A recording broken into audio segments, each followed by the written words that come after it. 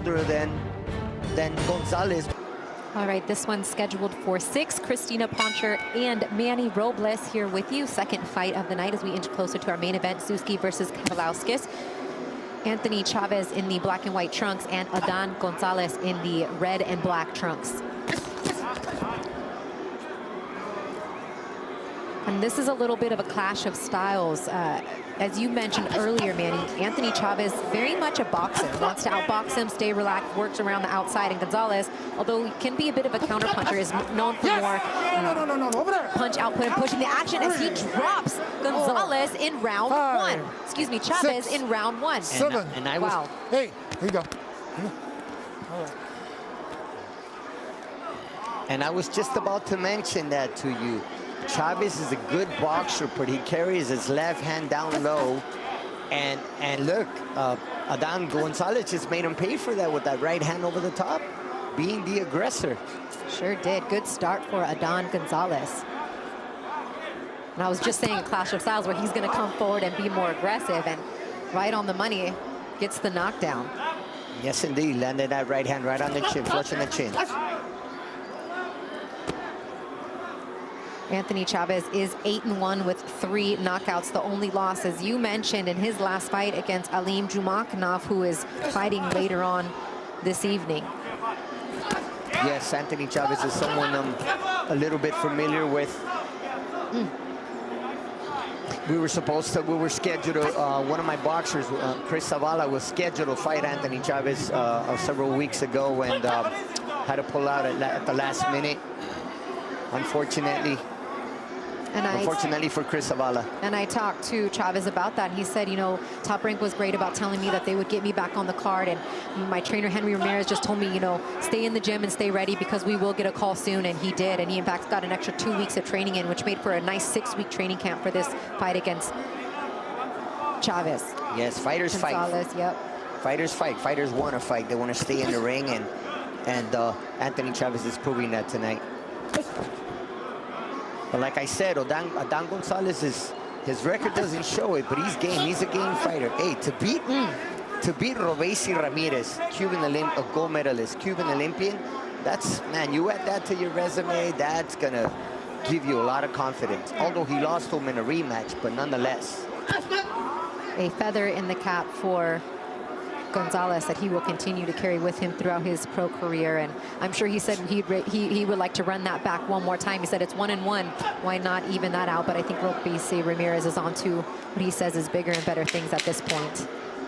Well, we'll see after tonight. We'll see what Adan Gonzales has to offer and see what he does with versus Anthony. Got a bell coming, guys. And if he can go up. Let's take a look at a clash of heads that happened here, that in fact the knockdown maybe should be credited to the head of Adan Gonzales. Wow, I missed that. I thought he landed that right hand over the top, but it was evident that he threw the right hand at the same time. It was evident that the head landed first before the punch did. So nice hook by Chavez. Seconds out. Seconds out. Left hand found some success for Chavez in round 1, but headbutt, right hand, nonetheless, it is scored as a knockdown at this point. Although there is replay in Las Vegas, they're not going to that for this one, and that is a 10-8 round to start the fight for Adan Gonzales. Round 2 scheduled for 6.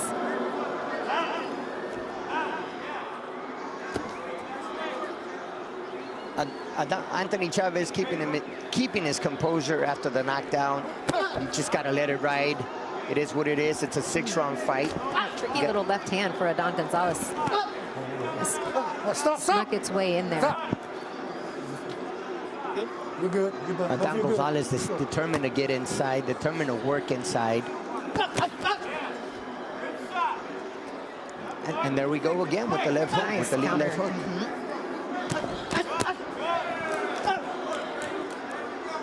Working the body, jabbing to the body, shooting that straight right hand to the body by Gonzales. Chavez being waiting a little too much, in my opinion. He timed him there with a nice combination, did Chavez. Being the counter puncher. Nice jab by Gonzales. Being the shorter man with the shorter reach, and That's why he almost has to lunge on those shots, man. Exactly. You gotta find that timing, find your reach, find your distance. And how do you do that? Even if, let me tell you something, even if Anthony Chavez is the one with the height and the longer reach, you have to use it. You have to capitalize. If you don't, then you're gonna have someone like Gonzales getting inside, working, you know, stepping in and setting them up behind the jab, trying to connect the jab to be able to follow up with the right hand. If you're not, see, if Chavez isn't jabbing, you're making my job easy. I'm gonna get right in there. You're giving me nothing to think about. Nice counter hook again by Gonzales. But Chavez did land a nice jab, straight right hand to the body. Yeah. As I mentioned earlier, Gonzales really does utilize his counter-punching skills very well. Chavez knows that. That's why he tried to throw a couple feints there to try to get Gonzales to try to bait him in coming forward. But these guys have done their research. They've done their homework on each other. They know what they're facing. But I agree with you, Manny. Chavez needs to let his hands go a little bit more. He's already in the hole with the 10-8 round, suffering a knockdown in round 1. Yeah, and then Gonzales, again, look, he's pressing the action. You know, looking to make this a fight. But he can also box, showing some skills. No. Slip, come here. Try to land that right hand over the top, but he did launch in, so lost his balance. That's all. Nice 1-2 by Chavez. A hard, stylistic matchup, not only for him, but for anyone, as we look at this beautiful combination there by Chavez. Nice counter. Yaga coming up 10 rounds in the featherweight division in our co-main event. And here we go, round number 3. Halfway through the scheduled 6, Christina Poncher and Manny Robles here with you. 10-8 round for Adan Gonzales, knocking down Chavez in round 1. The round 2 is pretty close. Let's see if either of these fighters can carry some momentum, as that jump, kind of a jump left hook, if you will, for Adan Gonzales seems to be working for him. The thing is once Gonzales finds himself on the inside, he's got to stay inside. Why land a hook and then step back outside? And we got a bloody nose on Chavez. Nice body work by Gonzales, being the aggressor in this round. And there.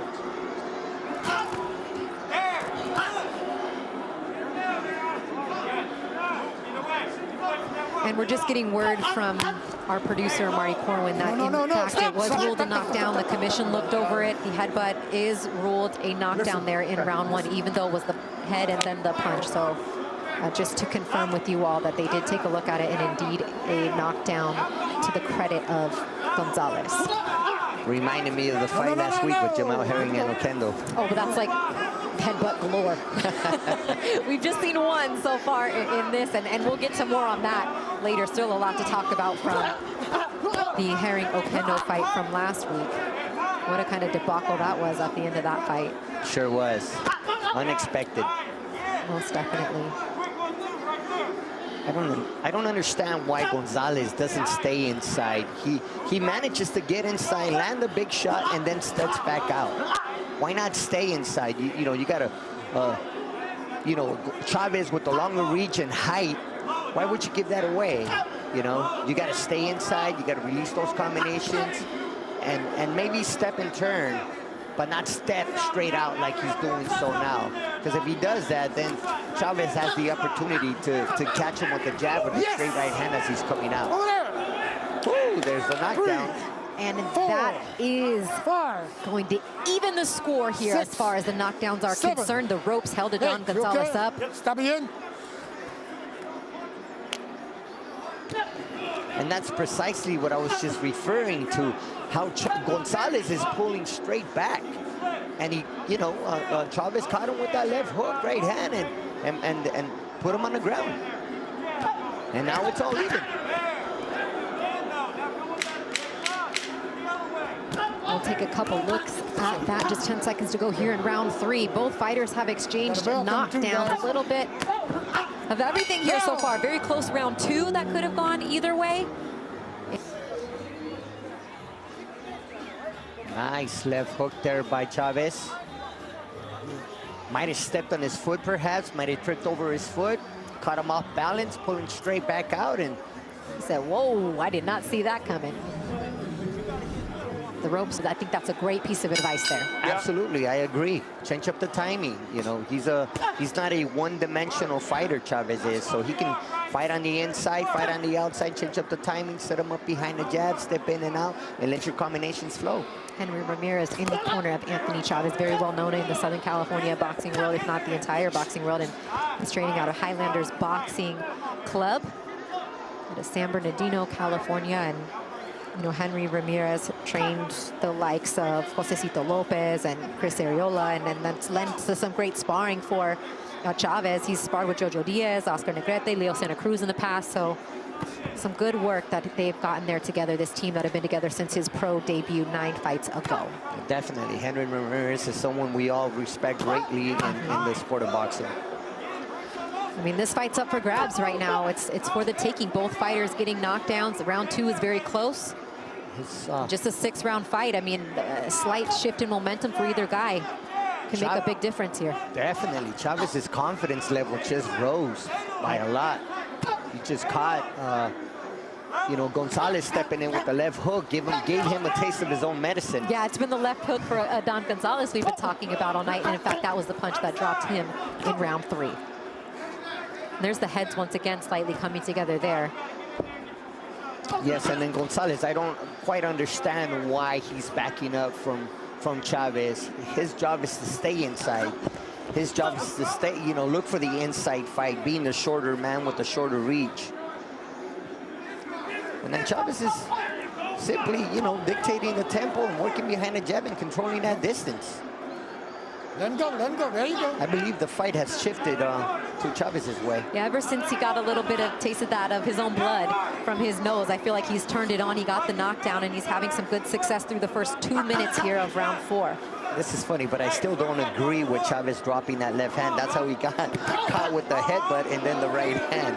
So he's got to learn to keep that left hand up. Same thing happened in his last fight when he lost to Alim Jumakinov. Dropped his left. He got caught with the right hand over the top, and it cost him a knockdown.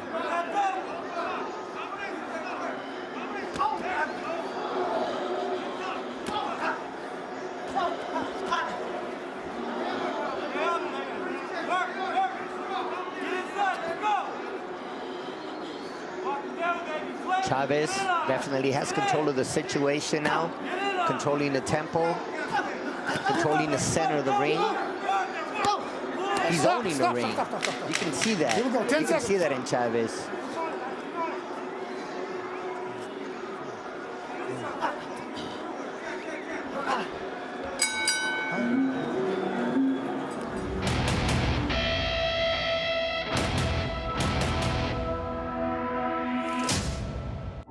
He is a part of, but feels like a win in this fight could really help put him in a position to move himself up the rankings and possibly get a shot at a world title, but we'll see. I mean, that's the goal for everybody, isn't it? But Zuzki Kavalauskas is coming up in our main event tonight. Round 5 of the scheduled 6 rounds between Adan Gonzales and Anthony Chavez. Both fighters suffering knockdowns in this fight. Chavez down to round 1, Gonzales down to round 3, but the last 2 rounds or so, as you mentioned, Manny, the tide changing a little bit more here in the direction of Chavez. Oh, yeah, definitely. Chavez has control of the situation now. Again, as I said, controlling the center of the ring, using his distance, timing his punches. So what can Adan Gonzales do at this point? If you were in his corner, what would you be telling him to kind of even this fight out with 2 rounds left to go? Very simple. He's got to make it a fight. He's got to stay inside. I don't understand why he gets on he finds his way inside. He gets inside, lands a couple of big shots, and then steps right back out, as you can see now. And there we go again, which is making it easy for Chavez, really. He's got to fight inside. There you go. Got to let his hands go just like that, but stay inside, stay in the pocket.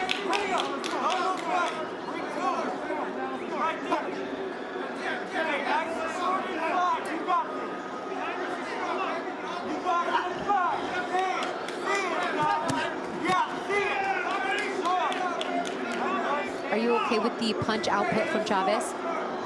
Yeah, I'm okay. Not really, not necessarily. Again, like I said, I believe he can do a lot more. Definitely do a lot more versus Chavez. Now Chavez, on the other hand, you know, he's doing good. He's doing what he needs to do to win this fight, which is to keep him at the end of the jab. You know, set him up behind the jab to land that right hand. Mix up that right hand, perhaps. Throw the jab, straight right hand, jab, right uppercut. Lead him with the left hook. Touching him to the head and to the body with the jab. And you know, Gonzales is landing. When he decides to let his hands go, he does land. But he's not being consistent. You have to maintain that level of consistency, a high level of consistency for 6 rounds. Good jab there by Chavez.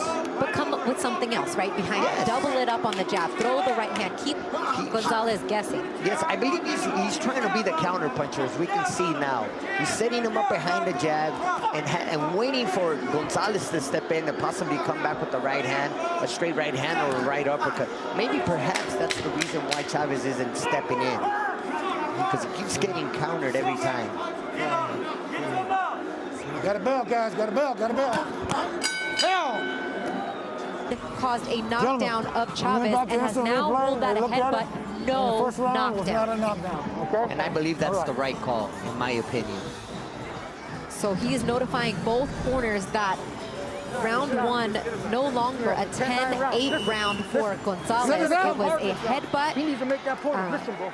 Let's go. And if indeed they felt that Gonzales won that round, a 10-9 first round now. No knockdown for Chavez at the hands of Gonzales, but a legit knockdown in round 3 of Gonzales by Chavez. So you think again, this is the last round coming into play, and no knockdown in round 1.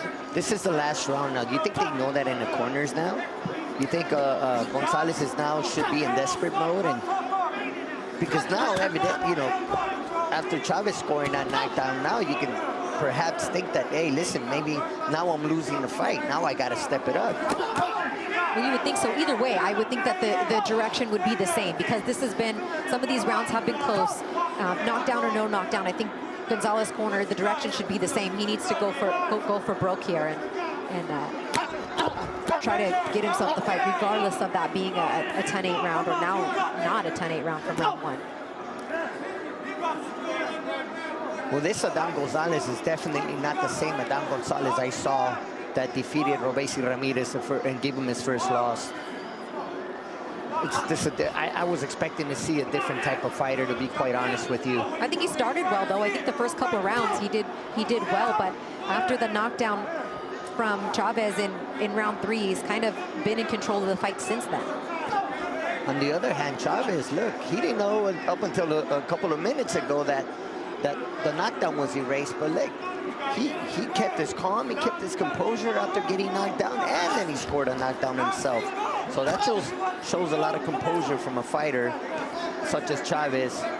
Under 10 professional fights. This is, in fact, his 10th professional fight. 8-1 with 3 knockouts. You think you'll see Chavez versus Robeisy in the future? Nope. Let him go, let him go, let him go, let him go. I didn't mean to shut you down that quick.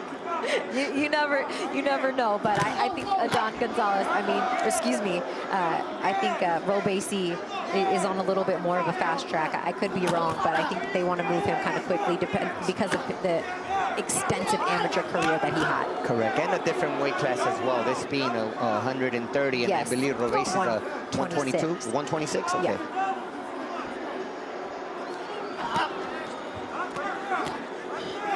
Get your hands free. Free up. Free up. All right, stop. All right, there you go.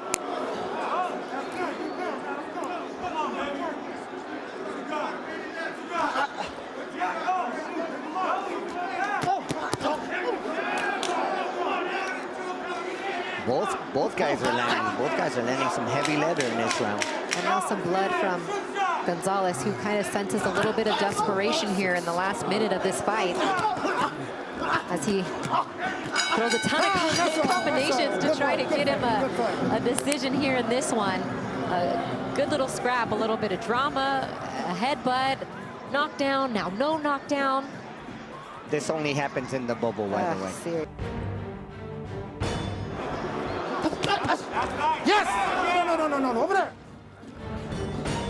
And there we go, showing the replay again. There's the headbutt, and then the right hand landing over the top. So right call by the judges to overturn that decision.